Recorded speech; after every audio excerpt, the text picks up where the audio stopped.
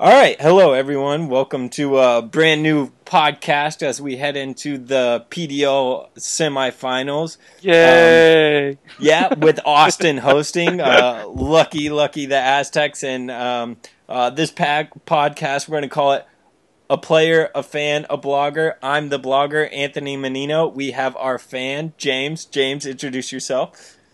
James Morgan. I'm a member of Everly Army, and all my opinions are my own. That's right, Paul Hart. Don't Yep. worry.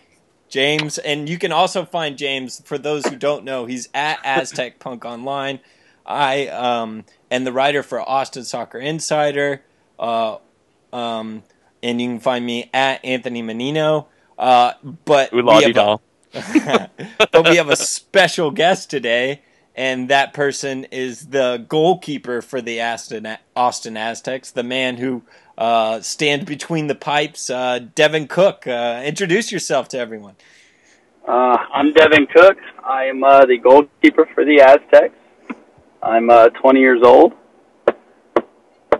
And wait, you just have a new team too. Talk about that as well. Yes, I just transferred to Coastal Carolina. I was actually out there last week training with them and settling into my new place and getting the feel for the guys. And it's fantastic out there. It's just like the Aztecs. It's a real professional environment. It's 3/4 of the team is foreign. Oh, nice. I went out to lunch right before I left with a group of the guys, and I was the only American. Ooh, real nice. I had an Icelandic, I had a French dude, Zimbabwe, and London, and it was just me, the solo American. So you're going to become very cultured after this, hopefully, and maybe hopefully you can teach them a thing or two about Texas. You say he's not cultured already, Anthony? No, I'm not saying that. I'm just saying. You don't meet someone from Zimbabwe every day, do you, Devin? No, don't. No, you do not. Well, I guess first off, what made you decide to sign with Coastal Carolina, or I guess transfer there from SMU?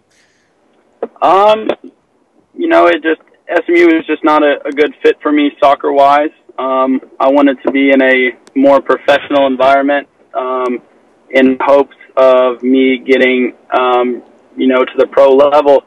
And I felt that, with Sean Docking and, Kyle Russell over there at Coastal Carolina, it was a perfect fit. They have high aspirations for me to go pro there as well. It's a professional environment. And, Paul had a lot to do with it as well, getting me into contact with them and, putting his voice for me to them. It's very exciting. I'm excited to be there. All right. Oh, go ahead, James. Oh, so the goal now is just be professional year round.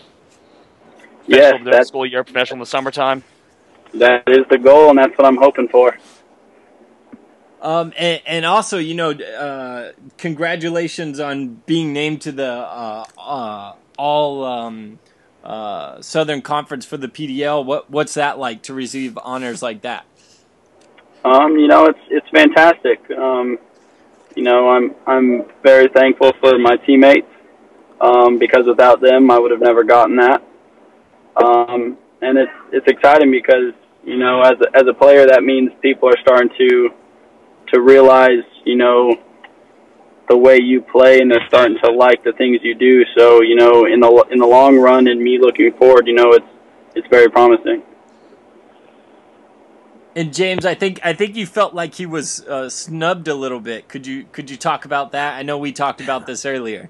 Yeah. I mean, my personal opinion is, I understand that the Ottawa Fury guy had, 9 shutouts, and he has, such a, great records. But I mean, if the team is such a great team, why aren't they coming to the conference champions?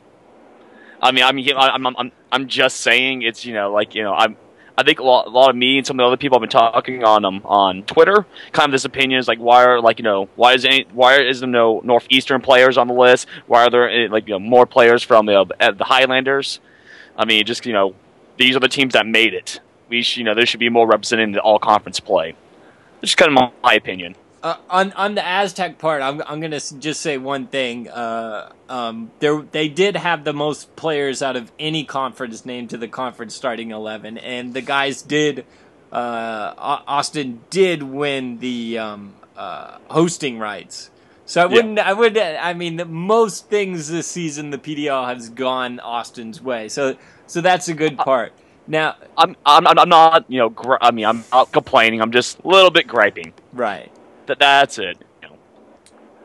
All right, Devin, speaking of the PDL, you've been able to travel to some great places because you play in the PDL, places like Laredo, Midland, El Paso. So what we want to know is the Thunderdome, where there's more mud than grass on the pitch. That's my personal opinion, everyone, not Cook's. But what is your favorite place to visit in the Mid-South Division? Probably my favorite place, fan-wise, I would probably say Oklahoma.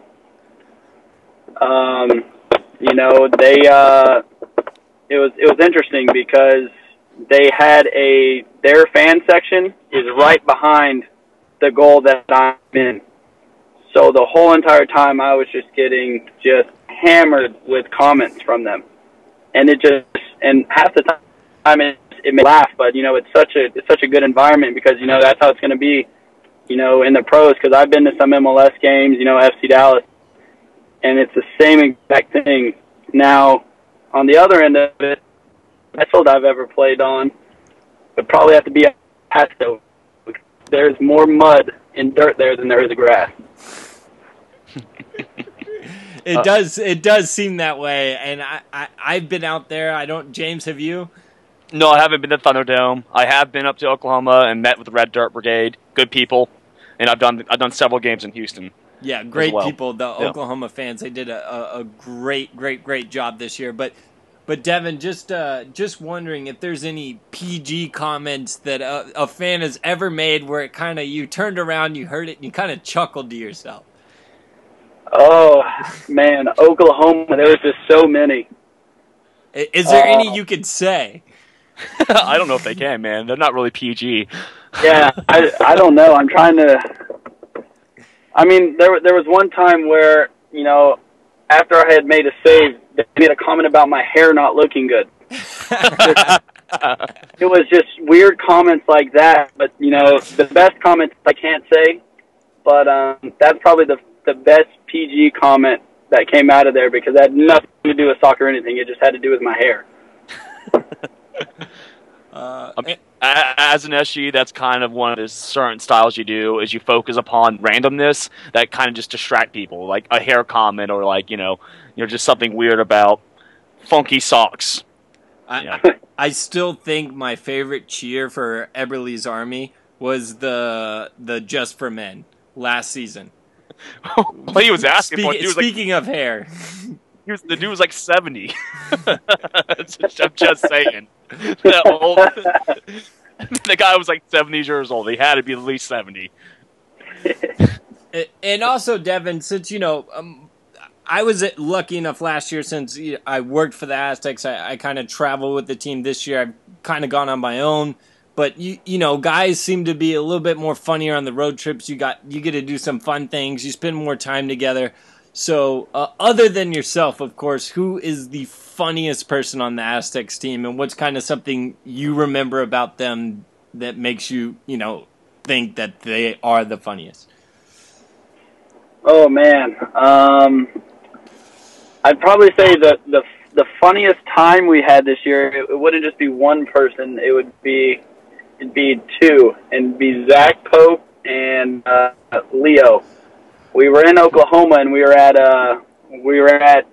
dinner at Zio's, and there was this waitress, and every single time she came up,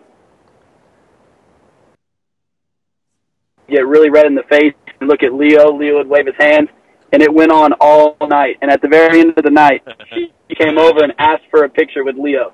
Oh. And it was probably the funniest moment on one of the trips. And of course, you have Paul, who, as you would know, Anthony, is probably the funniest person on trips. By far.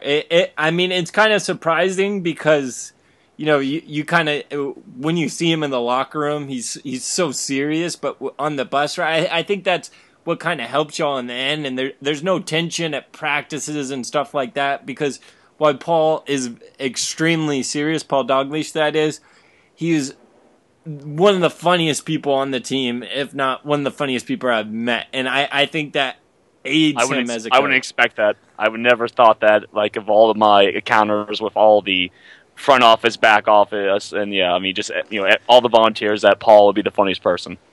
That's the thing. You don't all just business. Looking at it. He seems all business, but once he steps on that bus, right, Devin, he's probably one of the funniest people. I can't even explain to you how funny he is. He's probably the funniest person I've ever met in my life. Now, he is absolutely hilarious. The things he comes up with, in matters of seconds, he comes up with these things. It's just, I don't know how you do it. I don't know how he does it. Does he still mess with Demetrius all the time? Demetrius, the team trainer? Oh my gosh! Every single dinner we have out, there's always a comment made. Man, just on the bus, everything. It is just hilarious. All right, Devin, going back on our just random questions about the team. Who do you think, other than yourself, of course, is the best dressed on the team?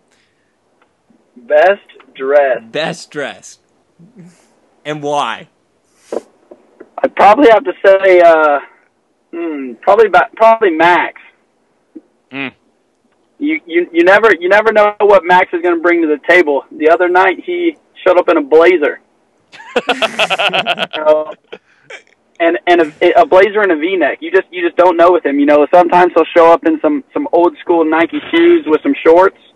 But the other night he showed up to the banquet and in a blazer and a V-neck, just looking spiffy. I get those extra votes, as I'm guessing. It's not a little classy. I'm not knowing the votes are done already. And also, just going off random questions, one more for you. Some players like myself, when I grew up as a player, I was extremely superstitious. I had a pregame tradition. I grew up playing hockey. I'd put my right skate on, then my left skate, my right pad, my left pad. Do you have any weird pregame tradition or some set thing that you do when you warm up or when you're getting dressed or anything like that? Right before they start to sing the national anthem, I always do the Our Father. And then once I'm done doing that, I sing the national anthem, and then right before kickoff in my goal, you've probably seen it, I turn around and face the net and I pray. And I do that every time. Well, obviously your praying has helped out this season. I believe 10 shutouts this year, including playoffs.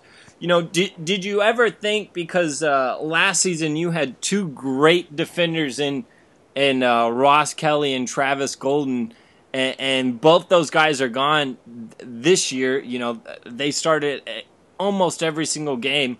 Obviously, you still have Leo Cruz, who also came in late in this season, and he can play center back and in the midfield. But how have guys like Aaron Guillen and Walker Hume stepped into the back line and played and made sure y'all have one of the best defenses in the PDL, and you're giving up less than, I believe, 0.5 goals a game?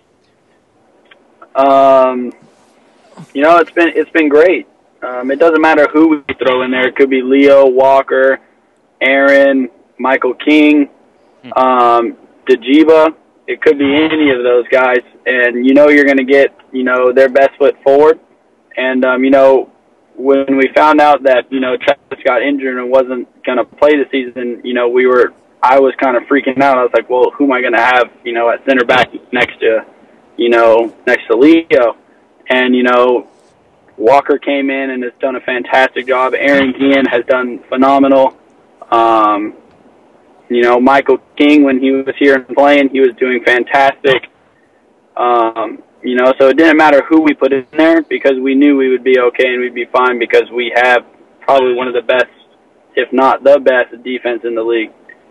It's easy arguable on that one. It's either it's easily in the top two of the best defenses, and it's probably, I would argue, probably the best balanced team currently in the PDL.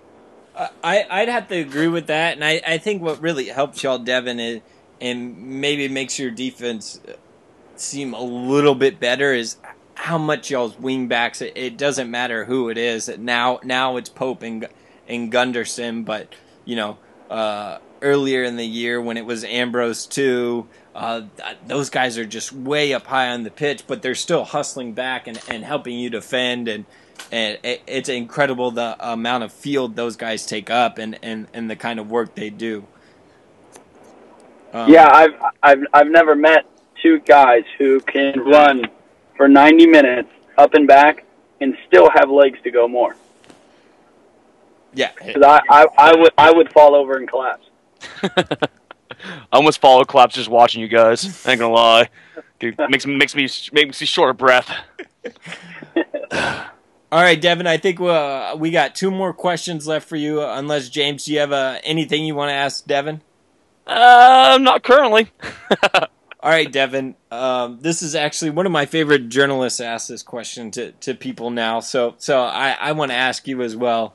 When Devin Cook takes off his goalkeeper mitts, goes into his room, goes to sleep, puts his head down on the pillow, what do you dream about at night? Is it you guys winning the PDO finals, you playing in the MLS some year? When you sleep, what do you dream about? Honestly, there are some weird dreams that I don't remember, honestly. But I wake up and I'm like, what the heck was that? But then there are also the dreams where I'm wanting to be at the pro level somewhere in Europe. That's kind of just been my dream my whole life. I'm just trying to make it there. And, I think with Paul and, everybody, pushing me to, high standard, my dream will come true one day. So.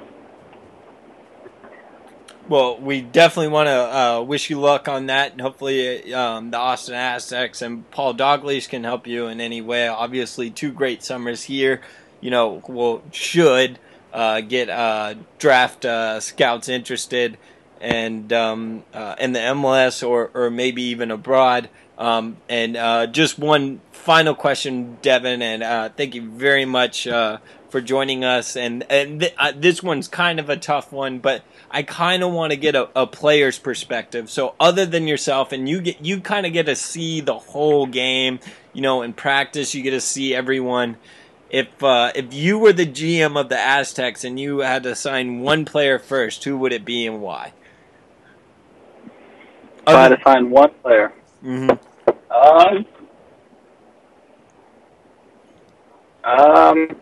Honestly, it'd probably be Chris Sturpak. Only because the fact of, he has proved himself, not just one season, not just one game. He's been consistent his whole life. Because, me growing up with him, he's never not played to that standard. He's played for the Aztecs these past 2 years. So he would definitely be the first one. I mean, there's something to say about Chris Sturpak this season. I mean, you could see his production going one step beyond from it was last season. You'll see him running back as a forward to defend this season, which is something that, he may have not been so aware of last season. So, I mean, there's definitely growth for production in his play, which is, it's great to see. And you know what? Just as a blogger and someone who covers the team and writes about him, I think this season was a little bit more important for Chris because I wanted to see how he would do without someone like Kekuta Manneh on the other wing, because we all know how great of a player Kekuta is, and Kekuta takes away 3 defenders. So Tierpak had that much more space to operate in this season when more Mid-South defenders have been keying on him because they know, Mane's not on that other side. We have to stop, Tierpak. He still scored some incredible goals. I still think his goal against Oklahoma City in y'all's 3-2 win was the goal of the season. Just outstanding curling shot from outside the box. But Devin, thank you very much for joining us. We loved having you on. Good luck in your career, and obviously good luck this weekend against Ocean City, and hopefully in the PDL finals on Sunday. Yeah. Thanks. All right, James. Is it time now? Is it time? It's time. Right. Now, we had Devin on. Thanks a lot, Devin, for coming again. Also, thanks to the Aztecs for letting him come on. But, we got a lot to talk about. All right, let's do this. Well, what's your first topic? What do you want to talk about?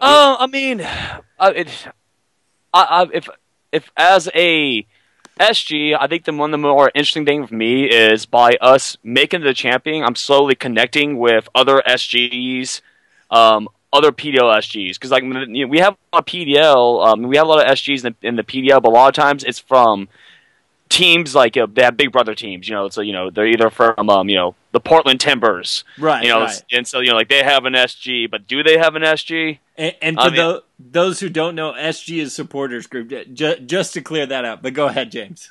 Yes, and so I've been slowly discussing with a couple SGs up north, and I want to say that Ottawa, not Thunder Bay, the Wanderers, and the Highlanders, all three have SGs, and I've been talking with their members, and it's just been interesting growing it.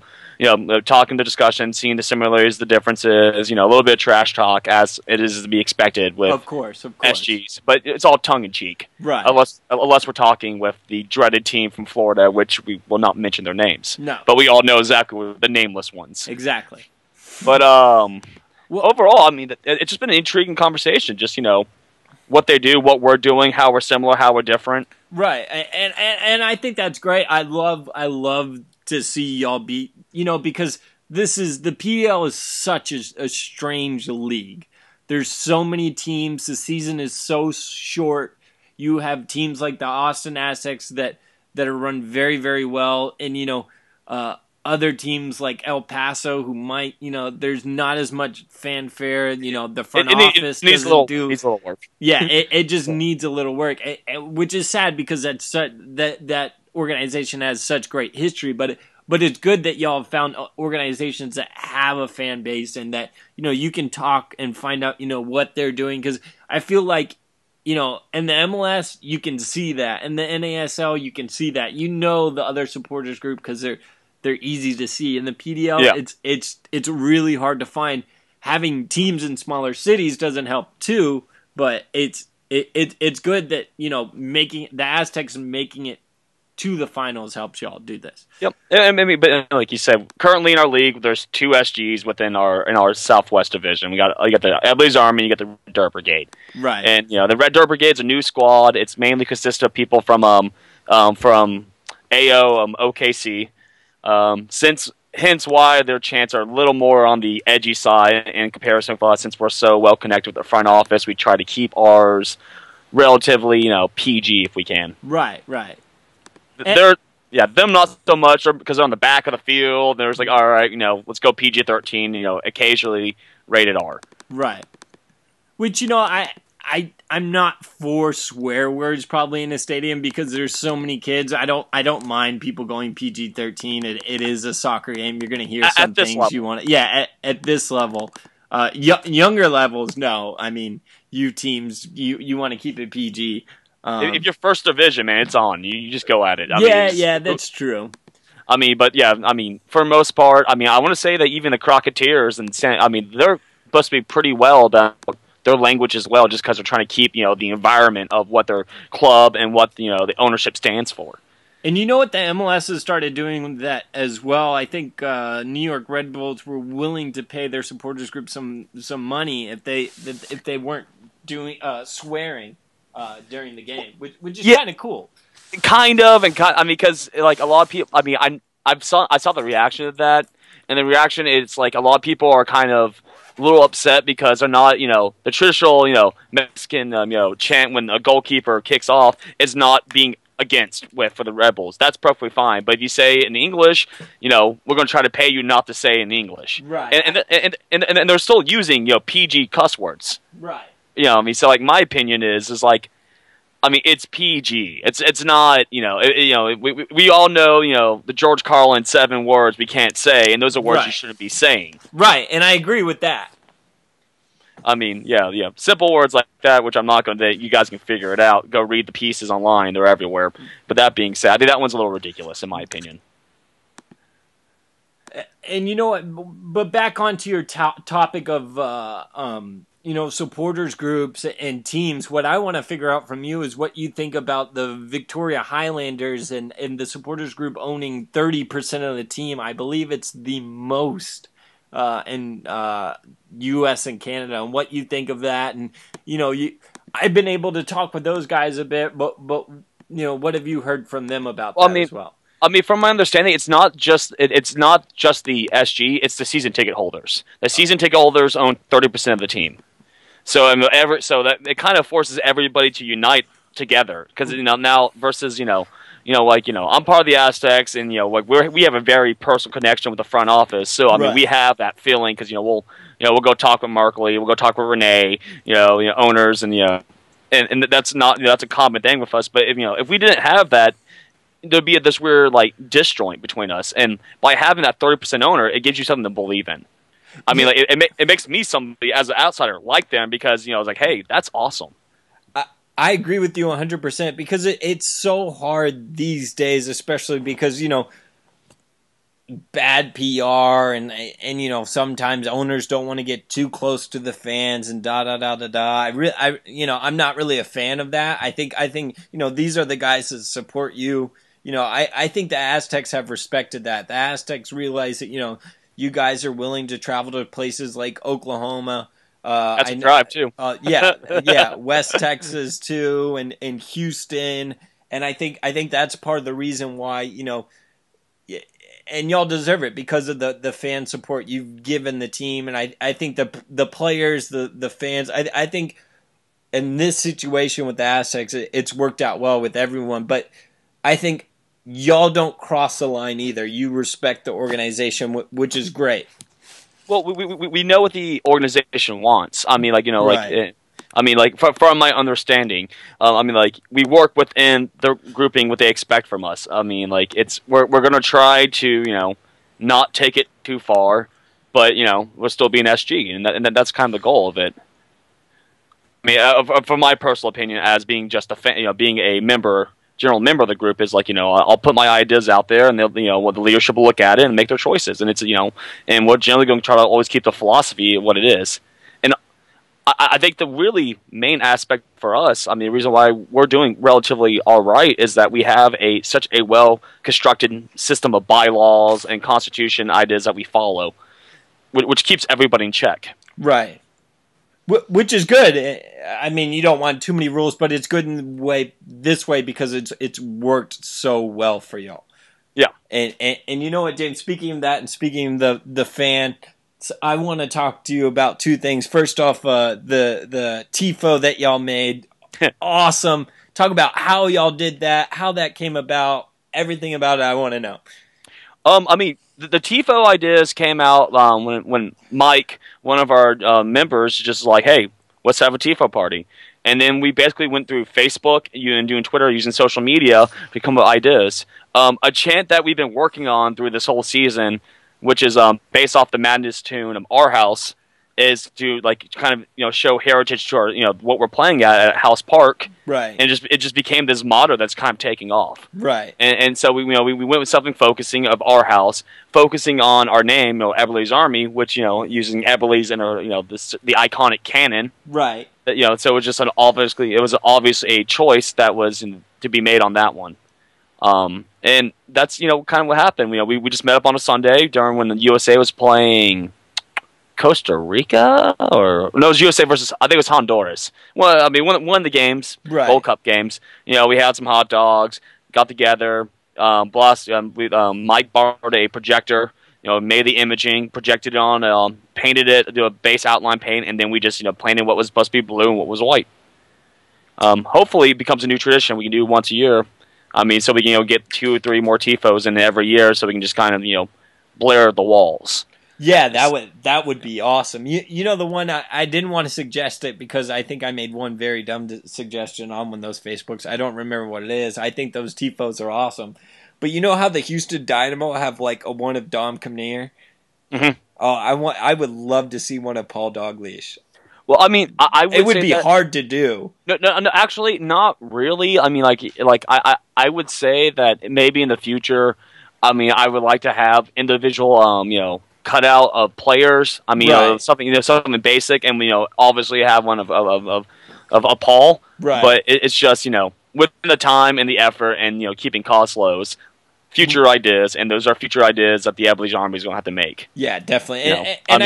And I think with the PDL team, it's a little hard to do players and stuff like that because you have no idea. Even with the pro team, you still kind of don't know who's going to be there, next season. But with the PDL team, it's even more to the point. Well, I mean, at that level, I mean, you'll probably have to retire it, and then you probably do like a hall of a hall of heroes of retired, players that are no longer with the team. Yeah. I mean, which would still be cool. I mean, like the pillars that were, the Aztecs are built on. Yeah. I mean, that's something that we could possibly do, but Right. those are just random ideas. But yeah, definitely something to Paul. I mean, the whole aspect of that is always interesting. But yeah, the Our House one just came directly from a grow from a chant. Based off of British ska band from the '80s. That's what it came from. Nothing more than that. I'm glad I actually have more direct causing in that one since I wrote the chant. But Right. well, then we modified it and modified it and modified it, and from the original chant, we have 2 verses I wrote, 1 verse I didn't. From a version of the original chant was 3 minutes long because I'm a big fan of long chants. Yeah.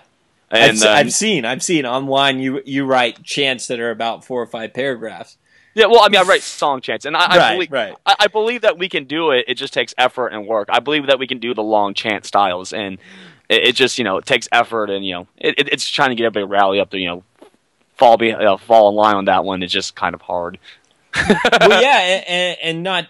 I mean, it's hard to compare the two, but even the SGs of Portland, are known for the longer chants, and they have certain times when they have their chants, which it is kind of cool. And when you watch a Portland game and you actually hear them sing it, obviously you guys are loud. You're not on TV though, but even from the press box, I can always hear y'all, which is cool. And we're supposed to keep the this is a little secret. Don't tell anyone. We're supposed to keep the windows closed, but I open them because I love hearing that sound from y'all up in the press box.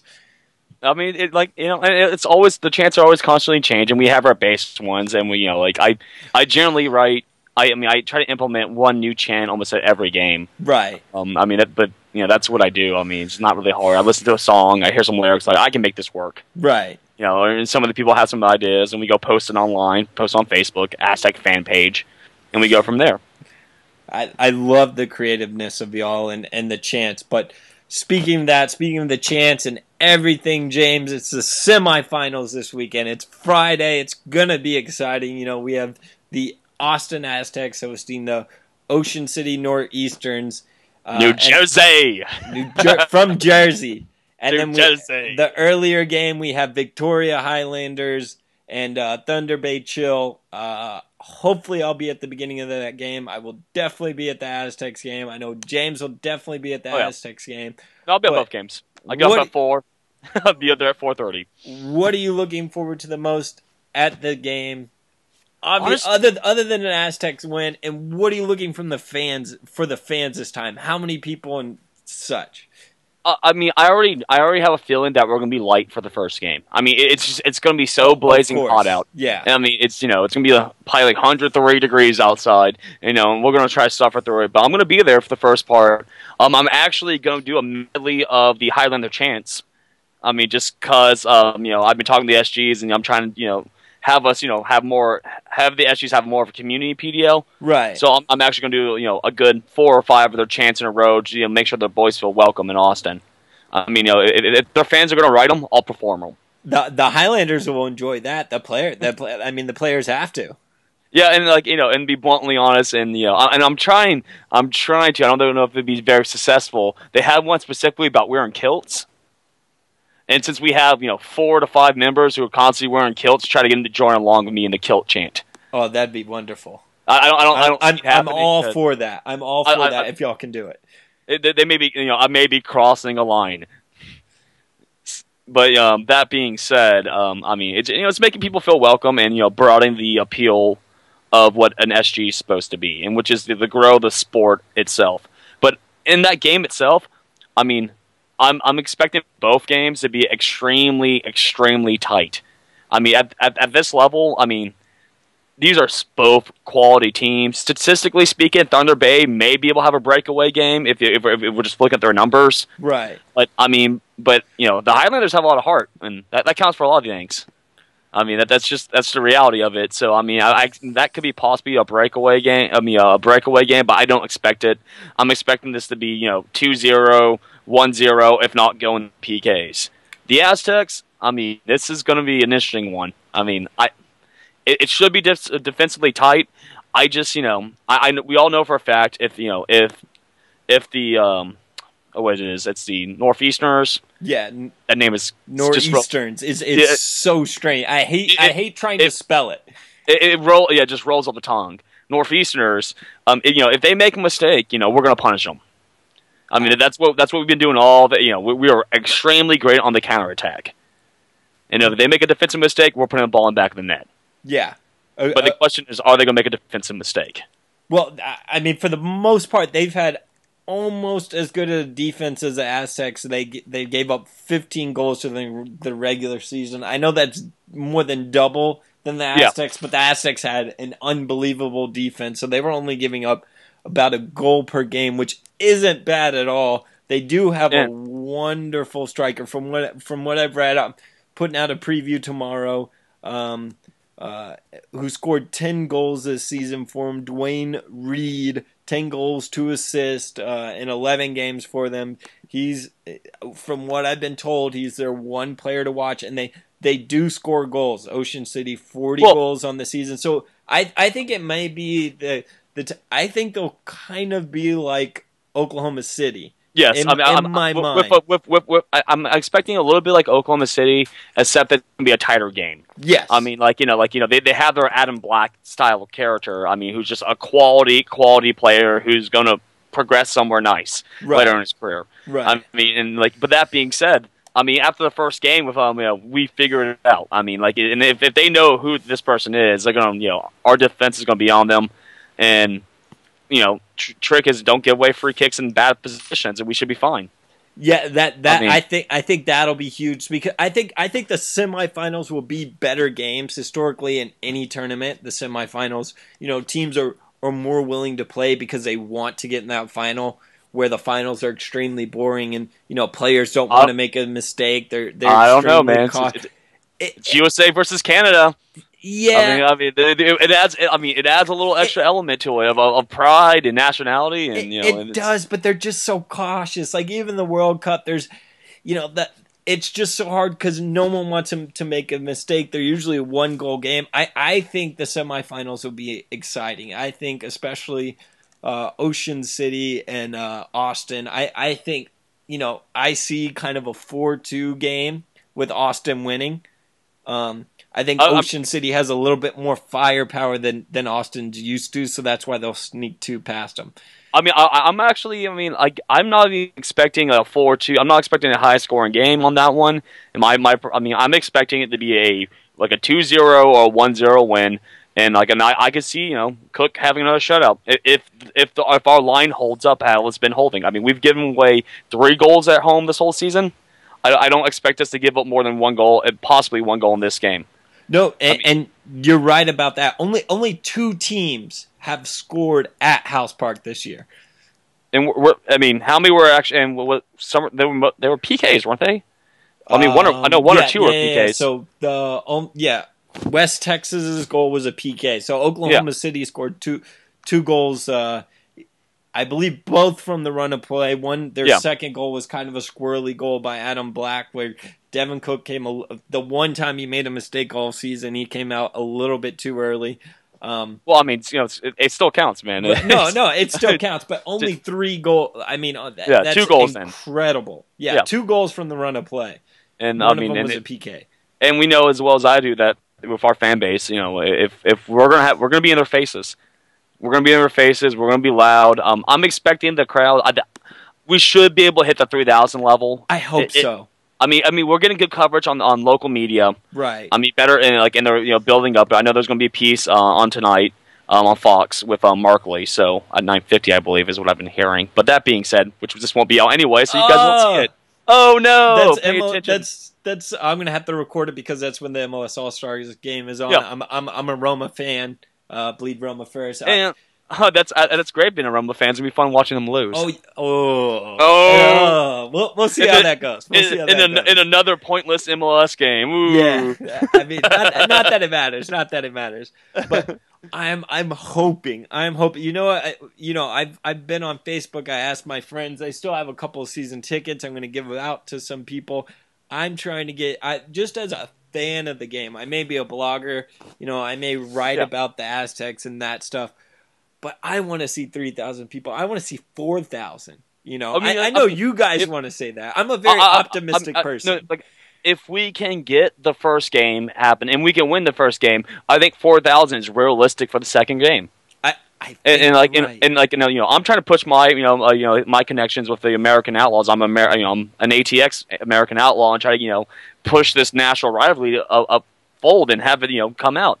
I mean, it's harder said than done, but I mean, they're there. They support soccer, even though it's generally at the national level. But I mean, this is still USA versus Canada. I'm gonna call those guys out a little bit, because I tweeted at them at other fan groups, and the Liverpool fan group in Austin also said, they tweeted back at me. They said they're going to try and get some guys out, but we need these other supporters groups in Austin. I know most of them are Premier League guys. I know they're the AOs, but just tweet it out once or twice. If not, I don't get their newsletter, so hopefully they're sending them out. Is that? I mean, I haven't got anything specifically from them, and it's not that I mean, I know a lot of it is with our connection. It goes a lot through Dan, and Dan's just been out of town doing his free beer movement tour, right? Which needs to be done. I mean, he's trying to grow the sport as we're just trying to grow the sport locally. It's one and the same, and right. If you're not Austin's become this weird place for growing soccer. It's just we have to also grow it internally as well. I agree. So that's why I'm hoping, I'm pushing. I've been trying to on social media as well. Trying to keep my media integrity and not pushing people to go too much. But as just a fan of the game, I want to see people there. Yeah, I mean, it's going to happen, and it should. I mean, if we don't break a total number of around the 6,000 to 7,000 mark, it's going to disappoint me a little bit. But I mean, it won't disappoint me as much. It won't disappoint me too much because we're gonna have a cup with it. So, I mean, you can hear that prediction now. We're gonna win it. I can tell you right now. I mean, we have all the advantages to win this game. I agree.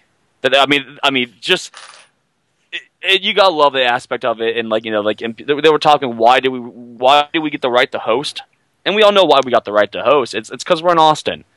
I mean, there's multiple reasons to it. It's just I mean. I had to physically look up where Thunder Bay was. Yeah, I had to too. If I'm being honest, I'm not trying to bash anybody, but I have a traditional Texas education, and to have a traditional Texas education, I mean, I was like, I don't know what Ontario is, the region, and then I was like, Thunder Bay, and which would be the other choice? Is just but if you want to go somewhere, you want to go to Austin, Texas, out of those two choices. And you know what? For any of those teams or fans or coaches, anyone who's kind of disappointed that it's not their city, at least you get to come to a city like Austin. I mean, and that's it's something to be said about that. Positively, yeah, and maybe you know what? I'm not saying they did, but maybe the PDL people thought, you know what city do I want to go to? I know they did it. I know they didn't. I'm not suggesting anything, but you know, I mean, like it's a very complex situation, and there's so many different situations why we were awarded the rights to it, right? And. But like for me, I was looking at it and I was talking. I was like, it's either between us or Victoria and the Victoria Highlanders because basically we have almost the exact same fan base. I mean, like number-wise, showing up per games. Right. We both have a loud and active SG. We both have we both have support from the city, and it's just like it's going to be 1-2. I'm not trying to bash Thunder Bay or Ocean City. I mean, because they're quality squads, but quality teams, with quality quality players. It's just we're both our squads are tripling their attendance or average attendance if you believe the attendance rankings that were put out. Right. Well, and I agree with you because if you got to look at it from a league perspective as well. Yeah. And the league, this is their big event. It's going to be televised. You think some people are going to watch it, online. It doesn't look good when half your stadium is empty.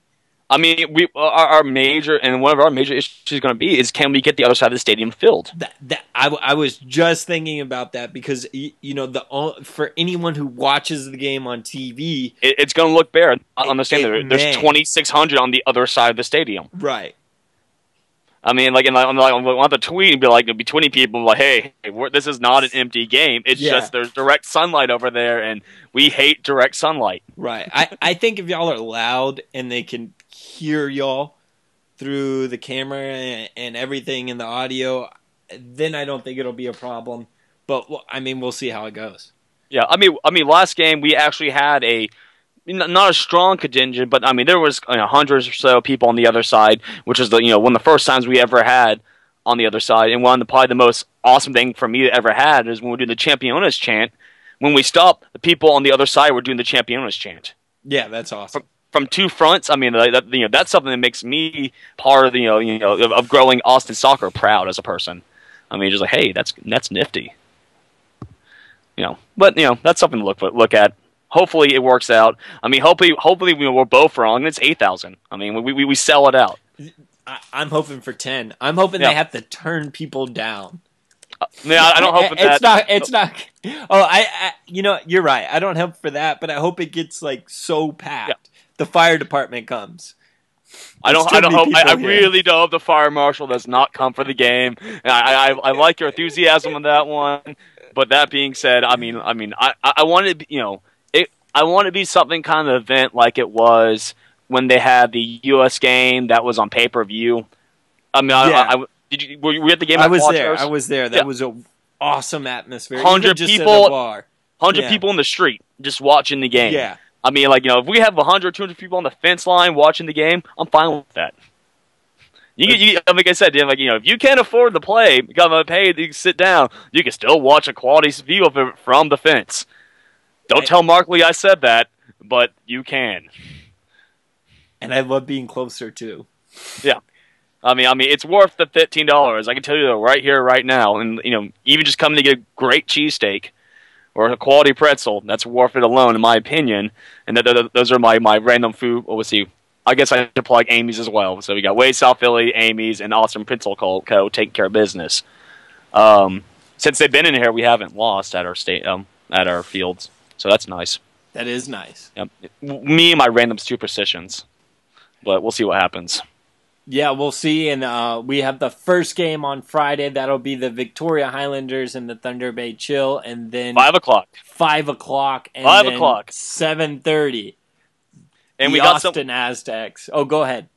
Oh, and we got somebody to sing the Canadian national anthem. We found somebody. Yeah, I saw that. Hey, that's harder said. Yeah, that's harder said than done. It's finding somebody to actually harder done than said. Whatever. Yay, dyslexia. So come at 4:50 here, Canada, for Victoria versus Thunder Bay. Thunder Bay Chill. Two Canadian teams, and then 7:30 the Austin Aztecs and the Ocean City Northeasters. Yeah, I'm going to get it right. I'm going to Easter. I think that's how it it said. Well, I'll figure out on Friday for You sure. to say they're a quality team. It's even if we're mispronounce her name. It's the reason why I'm not necessarily saying some of the SG groups up north is because I don't know if I can pronounce her names right. Because they have a little flair to them, and I'm just like I don't want to mispronounce them and get it wrong. No, I don't want to call us an Eber army. We're Eberle's army. We're Eber's army. All right, well, everyone, thank you very much for listening. This has been a player or a blogger, a fan podcast. Thank you very much, James. Any last words? Let's see. I guess I'm championes, ole, ole, ole. If I'm going to end it, what's in it for a chant? He's going to end it with the chant. You can find James Morgan in the Eberle's Army supporters group or on Twitter at Aztec Punk. You can find me writing at Austin Soccer Insider. This Friday, I'm also writing for The Statesman, which is kind of cool. Or you can find me on Twitter at Anthony Menino. You can find Devin Cook this Friday, Between the Pipes. Thank you, Devin, once again for coming on. And that is all from a fan, a player, a blogger. Thank you very much for listening.